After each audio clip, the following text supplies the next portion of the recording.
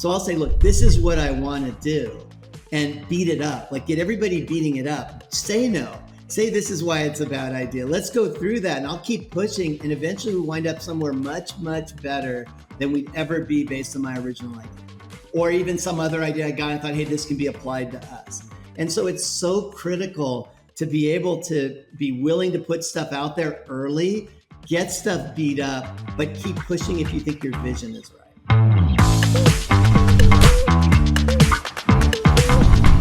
Then you ended up at AOL. They bought you. All of a sudden, you are in a big company, certainly bigger. What was that transition like? I mean, it was an interesting transition because there's good and bad, right? The good was we were now going to have our vision executed. Like, I think when they bought us, we'd sold a little bit to enterprises. We pivoted a little bit. We'd had some number of users of our technology, but we hadn't built a real business. We got bought too quickly. At AOL, we built a real business. We got 1 million people paying $5 a month for our stuff.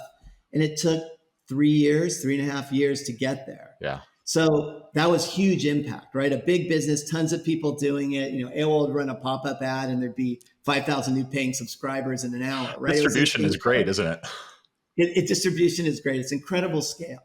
The hard part was you're now in a giant organization. So stuff that could have been done with 1 meeting was 10 meetings. Like, I remember actually the best ad we ever had was a little pop-up ad in AOL that said, hey, grandma's calling, because we'd added internet call waiting to our portal and added voicemail. And so if you're dialed up and there's a call coming in, you could answer it. Yeah. I remember like everybody said, don't do the creative of grandma's calling. That's stupid. You need to do all this other stuff. And we ran like everything, and that was the winner. And so it's like fighting through all these people and all their opinions versus just put something out there and see what happens. That had gone away. And so that was the most frustrating part. There's 1,000 people in a large organization who can say no, right? And usually just a few that can say yes or feel empowered to say yes.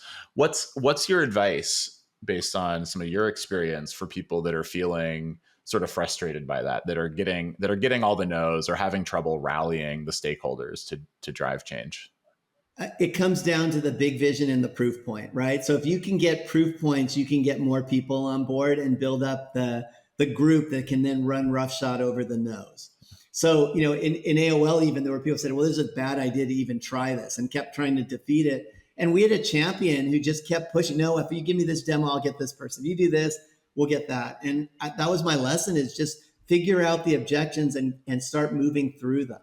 But don't let some random person's no make you think it's a bad idea. Yeah. And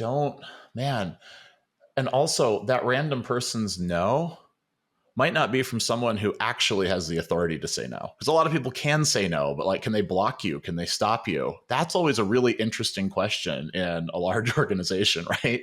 Like, are they your boss or your boss's boss? If not, well, maybe we can manage why on the no. You need them to say why. Yeah. Like, no, because we're too thin on marketing, and you guys are going to need too many pop-ups to make this a success, to make it worthwhile. That's a no, right? There's no marketing resources. Then it's like, well, what are your assumptions underlying that? Well, let's go test something.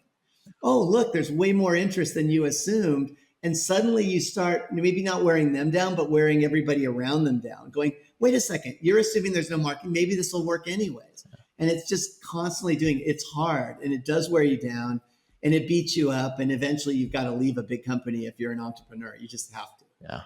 And it's not a bad thing to do that. And it's not a bad thing to go back and forth. And in fact, many of the most successful entrepreneurs that I've ever met, and frankly, the most successful innovators who have made impact in large organizations, have figured out the right pattern of like, go do my own thing, go do something where I can get scale, go do my own thing, go do something where I can get scale. And the other really important pattern is do straw men. Like, I find even in the company now, I don't want to just tell people go do something. That's not helpful, and I might be wrong. So I'll say, look, this is what I want to do, and beat it up. Like, get everybody beating it up. Yeah. Say no. Say this is why it's a bad idea. Let's go through that, and I'll keep pushing, and eventually we wind up somewhere much, much better than we'd ever be based on my original idea. Or even some other idea I got and thought, hey, this can be applied to us. And so it's so critical to be able to be willing to put stuff out there early, get stuff beat up, but keep pushing if you think your vision is right. Yeah. So Alex, this is really interesting. You're clearly somebody who gets engaged and excited about some of what's going on. What is engaging and exciting today in today's world? There is so much happening in technology and society. Like what kind of lights the nerd factor for you? So actually for me, it's the problem and then everything can be done to solve the problem. So the problem is fraud is rampant and growing and getting worse. Yeah. So we talked about older people, right? So more of the population's getting older. I'm worried about my mom. I want to make sure she's protected, all that sort of stuff. But I'm worried about my Gen Z kids because they're exposed to online all day long, no matter how much as a parent we try to push that down. And they'll get scammed. Yep. And so to me, the idea of how do you put a protective shield around people that makes it very hard for them to be scammed lights me up. So anything that helps, any technology that can help that is really interesting to me. Well, so one of the things that I find really fascinating about this is that as people, we have filters built in, right? We have the ability to critically analyze, critically think, and kind of pause and ask, wait, is this right? Does this feel right? But we're in a world where we're losing the time and space to think critically. I think we're expected to respond quickly. We're bouncing from conversation to conversation, app to app, message to message. Do you see that maybe some of the capabilities of technology and communication now and the way we're using them are making us more susceptible to sophisticated fraudsters? Absolutely. I look at my daughter and she tries to respond to text messages within like 30 seconds or something, right? Like her phone beeps, it boom, and she's doing it. That's no time to think. It's no time to say, should I even do this response? Or, it's Snapchat and all this stuff is barraging them, right? And if you're older, you're thinking a little bit slower, maybe you still feel barraged. There's emails, there's texts, there's calls. You're exactly right. Just the sheer amount of interaction now that you have to wade through is a problem. And technology has enabled everybody to reach out to you. It used to be to reach out to you, it's like a letter. Someone would write you a letter and there'd be a scam letter, like a chain letter or something. Now you can get hit with 100 different scams in a day from people all around the world. Yeah. And I think people aren't aware of how easy it is to create compelling scams, right? Like, hey, this is Zelle. You've got a $200 payment from something. And you're like, oh, well, that might be some business or whatever. Okay, that's a little weird. It's 200. Click. Sure. Now you're in their world. You've engaged. We have a friend who's a victim of a romance scam and we can't get her out of it, even though we do this, right?